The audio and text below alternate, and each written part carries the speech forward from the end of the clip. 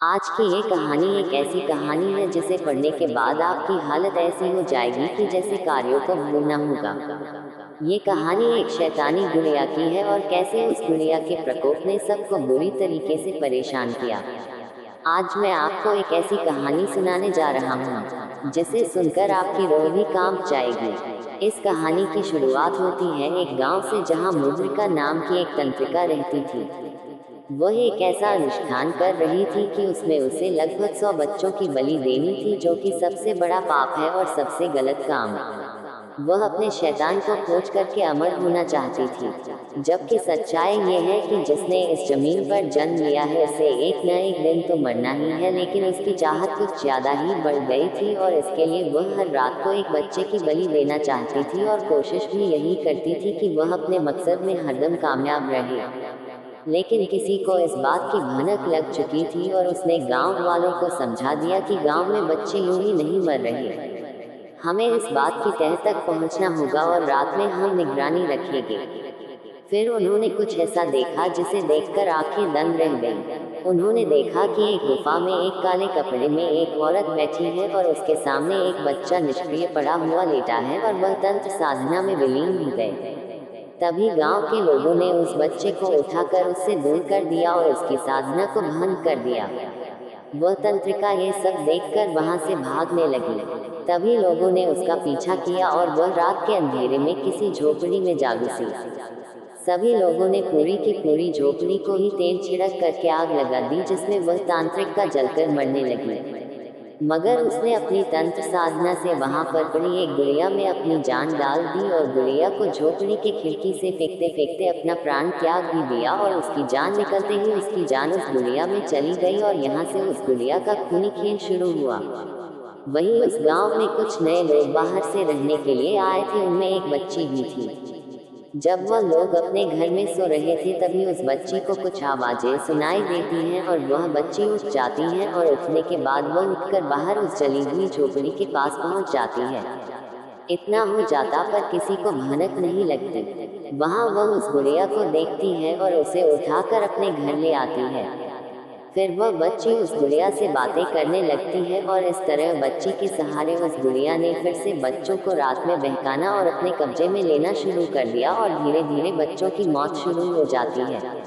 अब तक उसने लगभग 4 बच्चों की जान ले ली थी। गांव वालों को लगा कि फिर से कहीं उसी तंत्रिका का काम तो नहीं है और फिर से लोगों ने निगरानी शुरू कर दी, लेकिन उन्हें कुछ पता नहीं चल रहा था। तभी उनका ध्यान उन नए लोगों पर गया। जब से लोग आए हैं तब से फिर से यह घटनाएं शुरू हो चुकी हैं, लेकिन उनके पास कोई प्रमाण नहीं था, कोई साक्ष्य नहीं था। गांव वालों में से एक व्यक्ति जिसका नाम रमन था, उसने देखा कि एक बच्ची एक गुड़िया से बातें कर रही है, लेकिन उसको उस गुड़िया की कोई बात सुनाई नहीं दे रही थी। फिर उसने रात में उस बच्ची के घर पर निगरानी रखना शुरू किया और उसने देखा कि अचानक रात में दरवाजा खुला और उसमें से गुड़िया निकली और जंगल की तरफ चल कर के जाने लगी और वहीं जाकर बैठ गई जहां पर वह तंत्रिका बैठती थी। साथ में वह गुड़िया मंत्र का उच्चारण भी कर रही थी। तभी एक बच्चा सम्मोहित होकर उसकी तरफ आने लगा और उसने बच्चे को वहीं पर मार डाला। ये देखकर रमन घबरा गया और वह वहां से भागा और उसने गांव के बहुत ही समझदार व्यक्ति महेश को सारी बातें बताईं। तब महेश ने कहा कि समस्या का समाधान हमारे गुरुजी देंगे। वह लोग एक सुनसान जंगल में एक अघोरी के पास गए। तभी उसने उनकी मन की बात जान ली और उसने कहा कि आ जाओ, वह गुड़िया कोई और नहीं, वह मुद्रिका ही है जो बच्चों की बलि लेती है। बस मारने का तरीका बदल चुकी है। एक बच्ची का सहारा वो ले रही है और यदि उस बच्ची के गले में तुम ये ताबीज डाल दोगे तो वह उसके सम्मोहन से मुक्त हो जाएगी और तुम उस गुड़िया को काले कपड़े से ढक देना और उसके बाद मेरे पास ले आना और मैं उसे मंत्रों के साथ जला दूंगा। रमन और महेश दोनों ने उस बच्ची के यहाँ जाकर उसके माता पिता को सारी बातें बताईं। पहले तो उसके माँ बाप कुछ मानने को तैयार नहीं हुए, लेकिन उस रात उन्होंने अपनी आंखों से जो देखा वह उनको सारी बातें मानने के लिए मजबूर कर चुका था। और फिर अगली रात में वह बच्ची सो रही थी।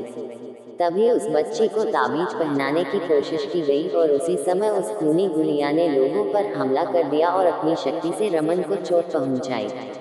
हालत तो यह हो चुकी थी कि रहमान का सिर दीवार से टकरा टकरा करके फूट चुका था और वह बेहोश हो चुका था। लेकिन महेश बार बार चोट खाने के बाद भी उस बच्ची को ताबीज पहनाने में कामयाब हो गया और जैसे ही उसने उसे ताबीज पहनाई वैसे ही वो गुड़िया जमीन पर गिर पड़ी और महेश ने तुरंत उस पर एक काला कपड़ा डाल दिया और उसे लेकर के गांव के कुछ लोगों के साथ उस अघोरी के पास भागा।